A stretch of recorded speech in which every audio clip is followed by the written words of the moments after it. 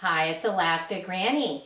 Yes, I went to Walmart again, and I was going to show you the good and the bad of what happened at my shopping. It's been about a week since I've shopped at Walmart, and it was midweek. There weren't very many shoppers there, and the employees were busy putting stock away. So was I ever surprised to see all of the gaps in the products? There were huge gaps of empty spaces in the meat department. All kinds of meat seemed to be affected. Even the big bins with frozen meats seemed to be lacking products for sale.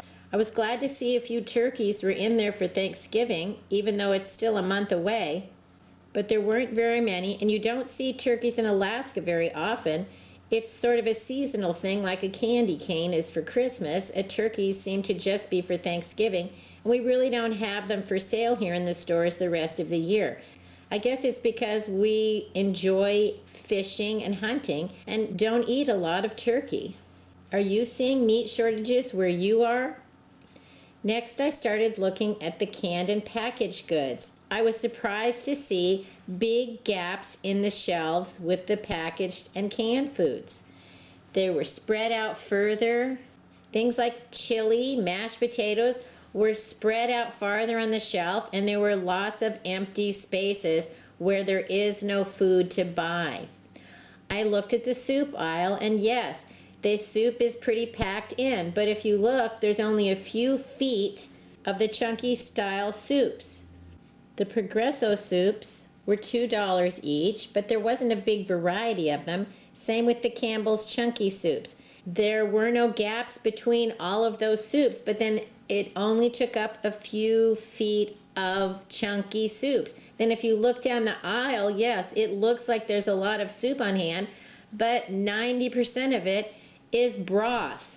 Packaged goods seem to be the same way. You could find cans of chili, very spread out. You could find cans of beef stew, chicken and dumplings, raviolis, and even a few of the Hormel completes. There were very few pastaronis, very few of the Knorr mixes, and big gaps on the shelves.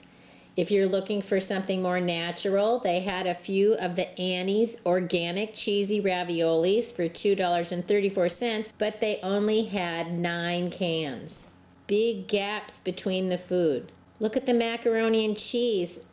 Huge empty spots. They did have vegetables, corn, and green beans for 68 cents, but if you look behind, it's empty. Fruits and vegetables were also spread out. There weren't as many of those.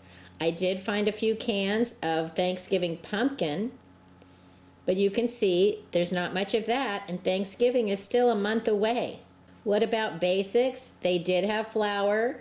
They did have sugar. They had the shelf-stable milk. Running low on oil, there are big gaps in the oil. They have vinegar, but there's empty shelves there as well. I found my favorite blueberry muffin mixes, but once again, the wild berry is missing, and there's only a few packages of the blueberry. They have oatmeal, but you can see it's half empty. The cereal aisle looks pretty full. You can see gaps in the shelf, but look behind. There's basically one row of boxes on many of those shelves. Fruit is the same way. You can see lots of gaps in the fruit. There's a lot of peanut butter, which is a nice food to stock up on. Paper products have been hit or miss since the beginning of the pandemic. You can see they're about half full of paper towels and toilet paper.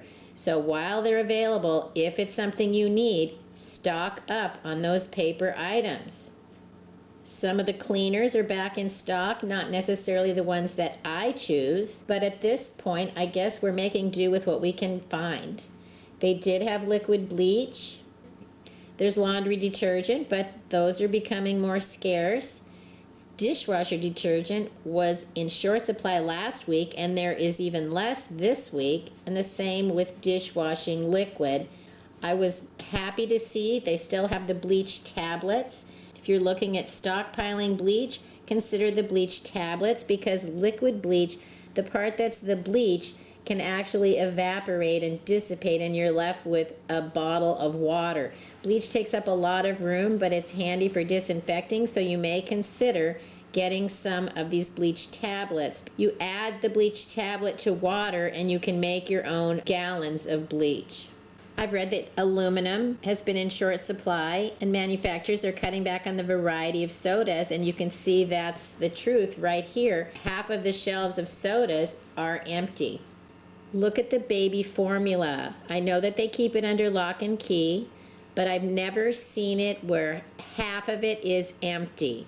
If you have a baby and formula is something that you depend on, rely on to feed your child, maybe you need to make sure that you have a little bit of extra so that you don't worry that you won't have what you need to feed your child. Bottled water is available. I like the Crystal Geyser gallons. Used to be you could pick them up for $1, now they're $1.32. They're a nice sturdy container. They hold up well in storage. Here's another concern, eggs. Why are there hardly any eggs? And you can see yet there are still some eggs, but I watched the shoppers that go around and fill your online order and bring it out to your car. They walked up and looked and it was like, oh, well, I guess the eggs they want aren't here, and they didn't choose another kind. So that's one of the frustrations of ordering online, is that you think you're going to have something and then they don't put it in your order when you find out there is actually something in the store that you could have.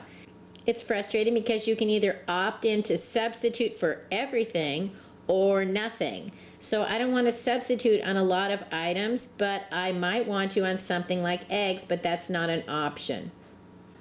A wonderful surprise was that they had a huge variety of the Augason Farms freeze-dried food that's for long-term food storage. You can put it away in your shelf, in your pantry, in a closet, and it stays fresh for decades. Some of the varieties might say 10 years, but a lot of them say 25 years this food stays fresh. They even had a big square bucket of varieties of fruit. I looked more carefully. The Augason Farms freeze-dried food is on the baking aisle. It's next to where the flour and the sugar are. They've moved it around a few times, and for a while they didn't have it at all, but that's where you can find it at my store in Alaska.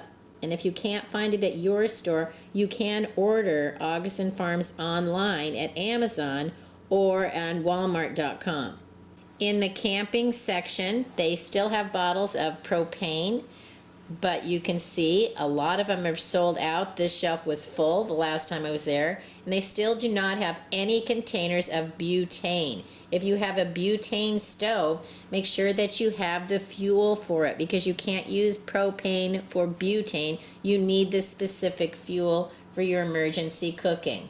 The Mountain House Foods still have some in stock, and I saw they've got more of the big blue Aquatainer water storage containers. These are for 7 gallons. They also have restocked these Ozark Trails, I think they are. These are narrower, and I think they hold 6 gallons.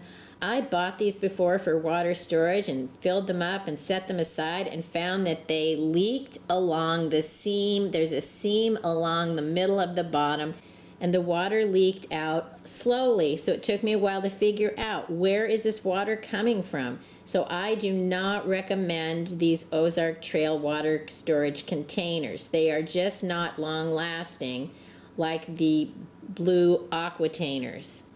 The big blue Aquatainers, I drag them back and forth out to Granny Camp. I store water in them, and they have been dragged around, had some heavy use, and never had a problem. Whereas the Ozark Trails, I just filled them up, set them aside, and they ended up leaking. They still had canning jars. It was nice to see that. They were about half as many as the last time I was in the store, and I was surprised to see a few boxes of the lids. I haven't seen canning lids in a long time. They also had leak-proof lids. I've never seen those before. Let us know if they work and if there's something you recommend. They also had humidity control packs and holders for storing fresh greens and things. I hadn't seen that ever before either. If it's something that you've tried, let us know if you think it's worth it.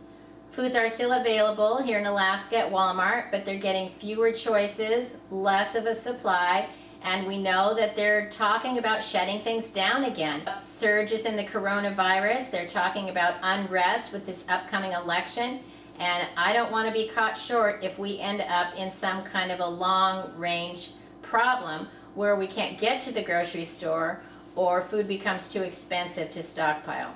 All of the foods that you stockpile should be foods that you're willing to eat, because you're buying what you eat and you're eating what you buy. So then you rotate it through and you replace it. Once you have a nice supply of foods, then you can use those as part of your regular meal planning. That doesn't mean you only eat out of your pantry. If you have the opportunity to have fresh foods, foods from your garden, other choices and varieties, then you eat those things. But you also rotate through your pantry foods that you can make quick and easy meals, keep your family fed, and know that you have enough no matter what the future brings. If you enjoyed my video, I hope you'll share it with someone else you think might like it. Learn more at alaskagranny.com, and please subscribe to the Alaska Granny channel.